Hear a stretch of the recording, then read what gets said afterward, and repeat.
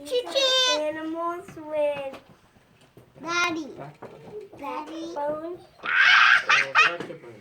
and vertebrae. Very good. Good job, Tamir. Everybody put your hands together, give him a good hand.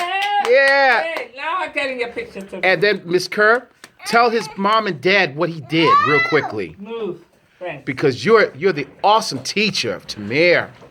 You hold this side. I'll hold this side. Okay, Miss Kerr, it is rolling. Today, we are proud to present Tamir's second science project. This is the project of the classification of animals.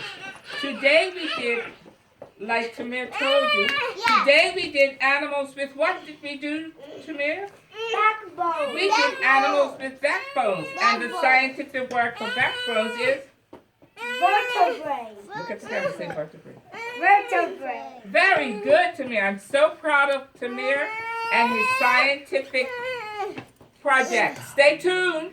When we come back from the break, we'll be doing insects.